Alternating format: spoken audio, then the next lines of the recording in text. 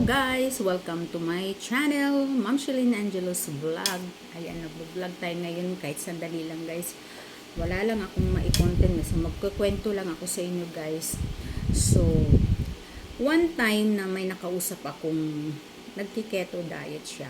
So, tapos na-aware ako sa ganun pala yun, yung mga kinakain nila, talagang no rice. So, no rice, no, basta lahat ng mga carbo, ganun, wala silang ganun, walang tinapay, walang mga spaghetti, mga carbohydrates, lahat ng mga carbohydrates, wala, tinanggal. So, kailangan nandun lang yung protein, tapos yung gulay nga, mga masustansyang gulay, yan, like nakita ko kasi dun, nag-research ako sa YouTube, yung mga pechay, repolyo, cucumber, mga fruits, especially yung strawberry, yan. Tapos yung bawal pala dun sa yung mga margarine, kundi butter lang ang gamitin mo, mas nutritious.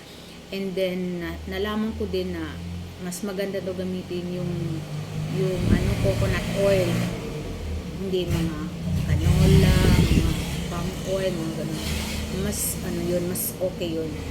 So, naging aware ako kasi, minsan kasi na, ewan ko kung nabanggit ko sa inyo na medyo mataas yung sugar ko. Pero hindi naman kami diabetic. Wala lahi sa amin ang mga diabetic.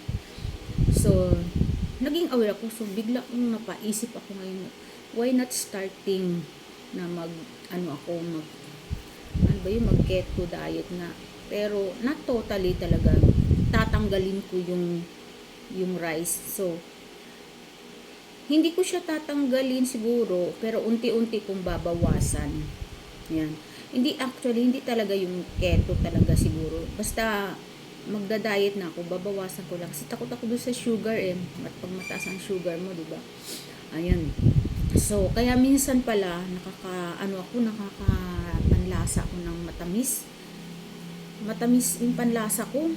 Sabi ko, ang ginagawa ko, inom ako ng tubig. Tapos, iwasan na rin yung mga ice cream, mga soft drinks. Hindi naman ako, lahat ng yun ay hindi naman ako masyadong, pala soft drink.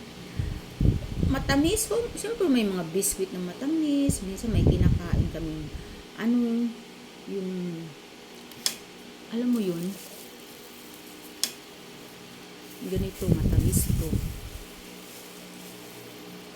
Ito, matamis tong tinapay na to. So,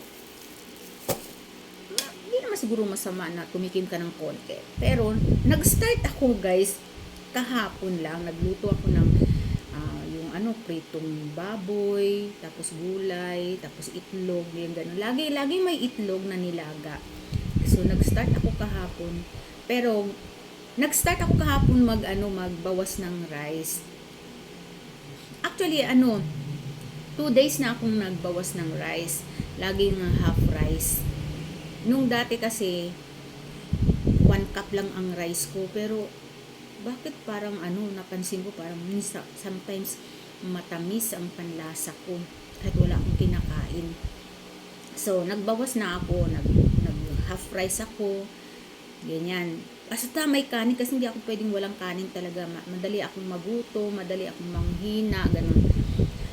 Kasi ayoko din naman yung sobrang taba. Baka that way, na binawasan ko mga food ko, especially sa rice, baka unti-unting pumapayat. Tapos, exercise naman ako sa umaga, naglalakad-lakad ako, walking exercise, nagpapainit, yun ang ginagawa kong exercise.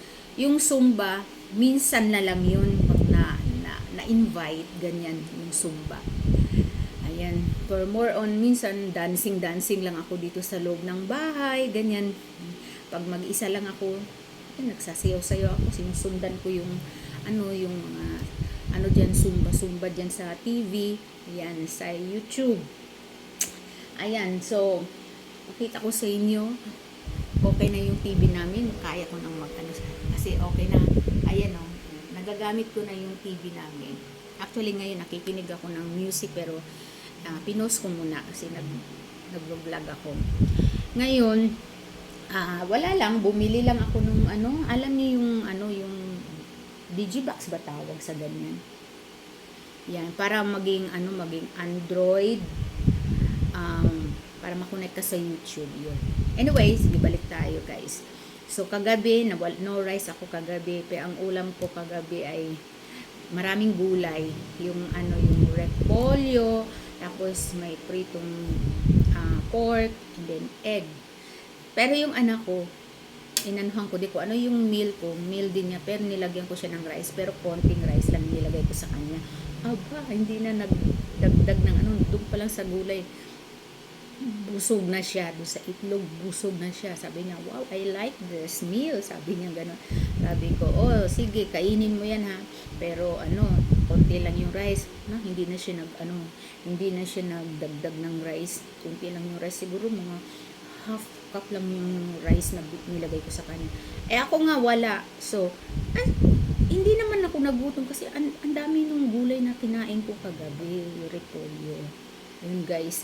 So sana ma-achieve nung wag ko nang maramdaman yung ano, yung takot kasi ako pumunta sa doktor. Kaya takot ako sa mga tusok-tusok dito, yung kukunan ka ng ano, sa sugar mo dito, tinutusok. Takot kaya ako dito. Diyos ko. Mas maganda pa yung ganun, tusukin ka dito. Pero hindi naman daw yung accurate yung dito. Pero makikita pa rin doon kung mataas ang sugar mo. Kasi, siyempre, sa dugo din yun eh. Tapos, mas maganda yung ano, yung dito daw kinukunan ng dugo. Ayun. So, kailangan ko mag-fasting. Ayan. Takot ako sa mga tusok-tusok. Kaya, ayun, gagawa ko ng paraan para mabawasan. Healthy lifestyle talaga. Healthy lifestyle naman ako, guys. Hindi naman ako mahilig magkakain ng mga kung ano-ano dyan. Kasi more on gulay nga ako. Mga lauoy. Pwede naman siguro yung lauoy. Pero ano, walang usually ang ginagamit ko kasi ano eh, nagbibetchin ako, ganun, magic sarap, pero pag ganito pala, pag ano ka, keto ka, ano lang, salt and pepper lang ang seasoning mo, wala nang iba, wala nang mga oyster sauce, mga toyo, ganun. Tapos yung baboy na prito mo, ganun din, salt lang din, tsaka pepper, tapos saka mo iprituhin. At kung meron kang anong tawag doon sa frying, ano ba yun? Frying pan? Hindi. Basta yung ibang klaseng frying pan. Sa akin, sa kawali ko na lang pinirito. Tapos, lumabas yung mga mantika. Wala akong nilagay na mantika. Basta kusa siyang lumabas. Yung mantika doon ko pinirito na lumambot sa katagalan, sa kaso matigas, medyo tumigas pero malambot. Ayan. Yun lang guys ang i-share ko sa inyo ngayon. Thank you for watching. Sana matuloy-tuloy ito. Go. Go lang tayo guys ha. Okay, bye.